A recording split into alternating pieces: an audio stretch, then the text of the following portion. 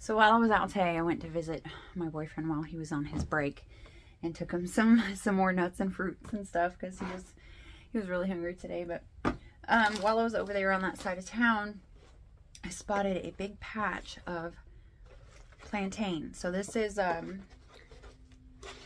broadleaf plantain, Plantago major, and these are the biggest leaves I've ever found, and I was so excited. So I went and cut a bunch of leaves because I want to go ahead and start another tincture and salve.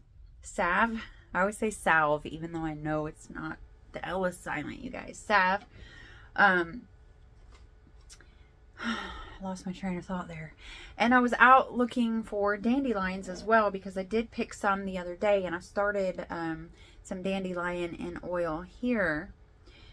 This will be ready in a few weeks, but I didn't have a whole bunch, so you can see it's not completely filled, and that's fine.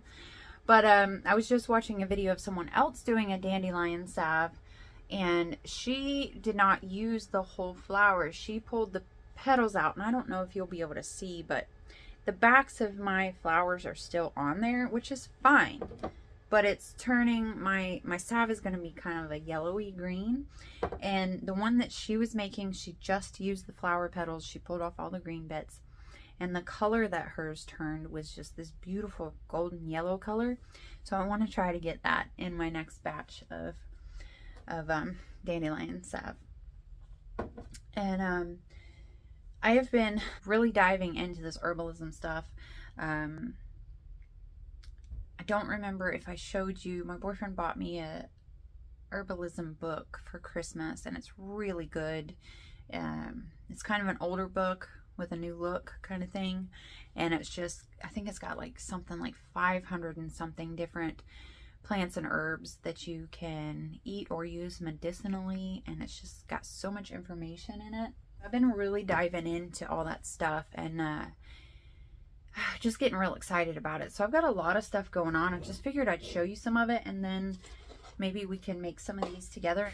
So here in my pantry, because it's the darkest, coolest place I have, I've got dandelion root tincturing and alcohol. This will be ready, I think, in February sometime. I've started, this is the first part of a double extraction tincture for this lion's mane. This stuff is really, really good for your cognitive functions, your brain health. But this is the first part. This is a two-part process. It's got to be double extracted, first in alcohol, then in water, to get all of it. You don't have to do it that way, but you definitely get all of its benefits and medicinal, all of the properties when you do the double extraction. You're only getting about half when you just do one or the other. So, and then I've got Usnea alcohol tincture going. This is, I'll have to share with you guys at some point what all this stuff is good for. I've got, this is my plantain salve and grapeseed oil. I started just before Christmas. It's so dark. It wasn't that dark before. It's getting dark. That's so awesome. That's pretty. And then this is the plantain tincture. So the same leaves I just showed you over there. Broadleaf plantain.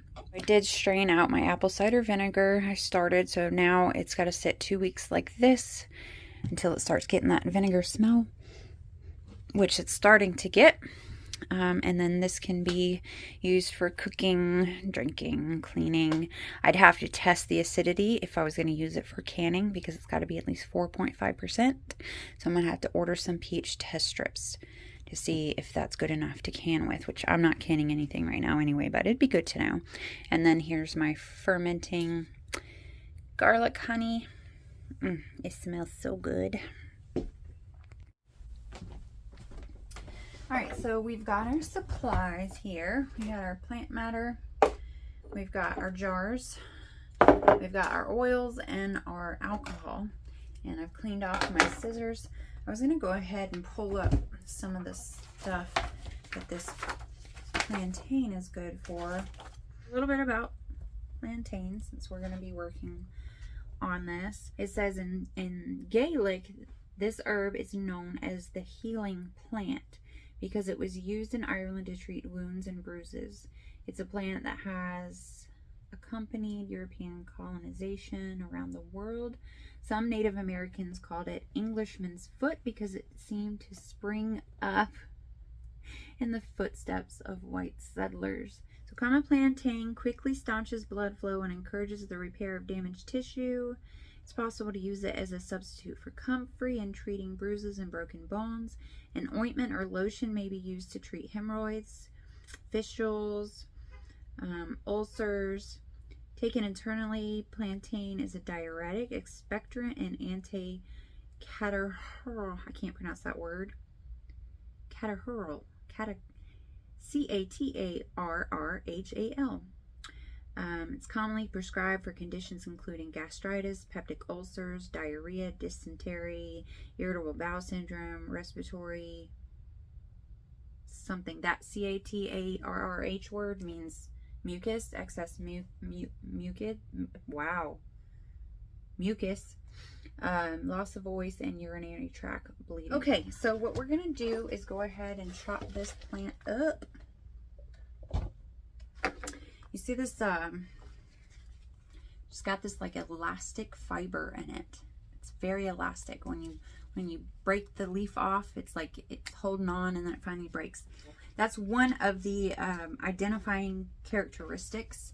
If you're new to this and you're looking for it and you think you found it and you pull it and it's like a little rubber band when you're trying to pull it and it snaps, you probably have it. But always use another source. I could just rip it up, but I'm trying to look a little more professional about it. And all this kind of ties into, you know, this Daniel fast and going back to the natural ways of doing things, and you know, just giving up this lifestyle of quick, easy, and convenient, and just going back to our roots, man. Really just going back to the way things were not so long ago. The Industrial Revolution happened not that long ago. It was only a couple of generations ago that everybody had a garden. Everybody was growing their own food. Everybody knew how to use wild plants and mushrooms and stuff for food and medicine. But yeah, we've just kind of grown away from that, and it's very exciting to me. This is like what's fueling my life right now, is learning all these different old skills and learning how to make things from seemingly nothing, to be able to pull weeds out of your yard, or go forage in the woods for, you know, mushrooms or whatever. And it's all here, and it's all here for a reason. It's here for us to use, and I am really enjoying learning about all this stuff, learning how to properly identify, harvest, and use all these different things. It's just, I love it. I really do. Got this big pile of chopped up leaves here. I'm gonna pack. It's usually like a 2-part plant material to 1 part alcohol. The point of the whole thing is to completely cover your material in whatever you're covering it in, alcohol or oil. You want to make sure it's completely covered. Alcohol, you want to shake it every day. More important for the first 2 weeks to make sure everything's fully coated. If I was using dried material, then I would put a lid on the oil as well, but I'm not. I've got fresh material, so I'm going to use a cheesecloth. You can't really shake that, so you stir it a little bit. Make sure you're keeping all of that plant material well covered in your stuff. Since I used grapeseed oil on the last batch of my plantain stuff, I'm going to try the avocado oil. I don't know how it's going to change that. Well, this might actually weigh it down a little bit. Maybe I won't have to use so much. These oils are kind of expensive, and they're just getting more and more expensive as the world turns. It's pretty much covered. They're going to float back up to the top and pop back up. I'm going to get a spoon and push that down. just make sure, you know, it's well coated. And then every day I'll come check on it and kind of mix it back up again. And then here's the other jar that we're going to do the alcohol in. I don't have very much alcohol left, so we'll see. Maybe if I can't really pack it. My hand won't fit in there. I do have another bottle. It's more expensive stuff because the usnea, the mossy looking stuff, you have to have a higher proof alcohol for that one in order to get all the properties out of that one. So I try to use this cheaper stuff for the stuff that doesn't need it, and then the more expensive stuff for the stuff that does. But actually, this may be a perfect amount. How awesome is that? So this one's going to be a little bit easier because I can place the lid on it and shake it every day, so I don't have to worry about getting moldy or anything. So there we go. Now I've got to get my cheesecloth for this. This can go in the trash. And oops, I did that backwards. Is that right or is this right? Yeah, okay. Is that right? I think it is.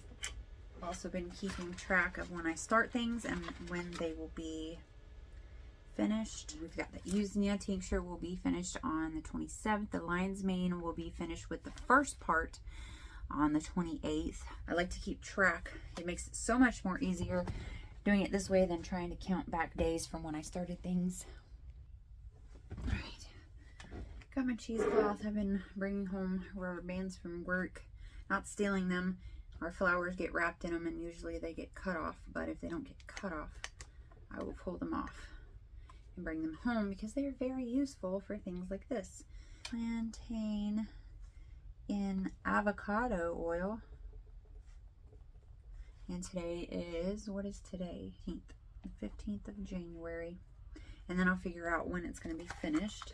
I want to try basically different recipes. Different oils are going to have different smells, feels, actions, things like that. So I want to know what I'm putting stuff in so I can change it if need be. Tincture, 40% alcohol. Oh, fresh. That's another thing I like to put on my labels, whether things were fresh or dried. Make sure I put fresh on here so that I know. Because if it's dried, like I said before, if it's dried, I wouldn't really have to worry. Well, I have this on here, so I don't have to worry about that anyway.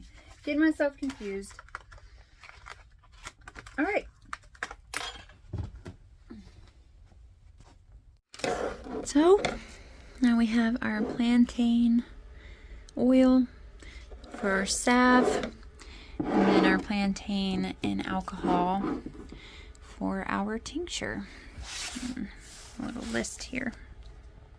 Hey guys, it's another day. It's actually another week, maybe even 2 weeks since I started filming that, but I didn't close out the video. I'm going to add that those will be sitting in the pantry for 6 to 8 weeks, and then they'll get strained out, and the rest of the process will get finished. The tincture will be finished once it's strained. The salve, I have to mix it with the beeswax and whatever. May use some shea butter or something like that, but I will I'll turn the camera back on when I'm ready to do that stuff and share that with you as well. Thanks for hanging out with me in this video, and I will see you again in the next one. Bye guys.